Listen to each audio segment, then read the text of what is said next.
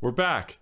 Hello, everybody, and thank you for tuning in. I know it's been a while, but I want to thank everybody who stuck around and followed. We're going to get right into it, talking about today's topic, which is suspended chords. To start, let's listen to this example progression on what a suspended chord actually is.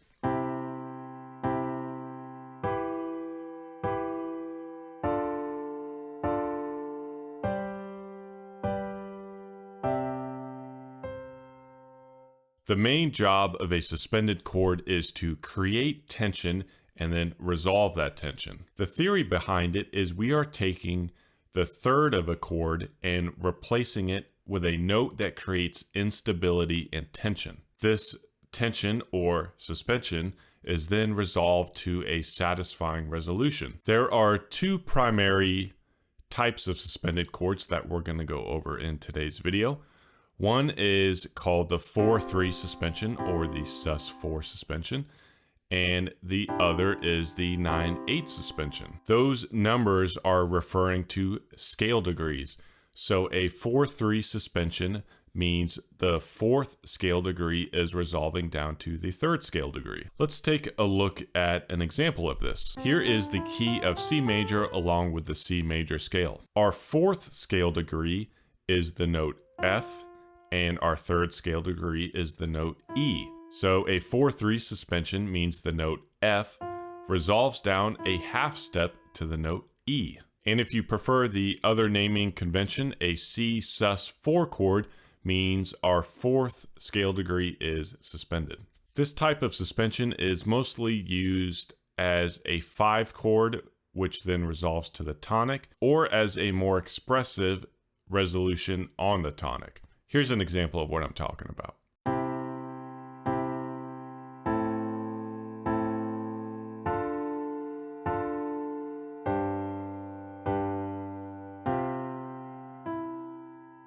Now let's look at the other type of common chord suspension, and that is the 9/8. Now the explanation for this one is a little different than the 4-3, and if you notice, our root note is C, and one octave above C is the note C, and that would be our 8th note. Octave meaning 8. So we have the numbers 1 through 8. Well, if you go one more note, you get the note D, which is 9. So a 9/8 suspension is the note D resolving to the note C, one octave higher from our root. As an aside, if you've ever heard of a C add 9 chord, this is what that means. It's a C major with a added 9th, which is the note D. Now, because this chord has our tonic note in it and a resolution to our tonic, it's usually used at the end of a chord progression.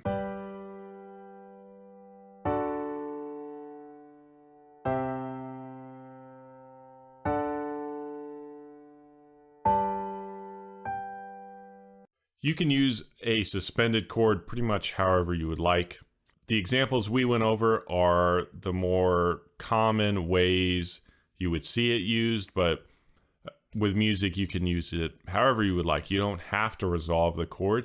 If you want a song filled with tension and ambiguity, you can use suspended chords that don't resolve. As always, experimentation is the best way to figure out how to use these chords. Write a progression and pick a chord and make it a sus chord. Anyway, that is all for today's video. I want to thank everybody who has watched and supported the channel for that very long hiatus. I will see you in the next video when we go over another music theory topic.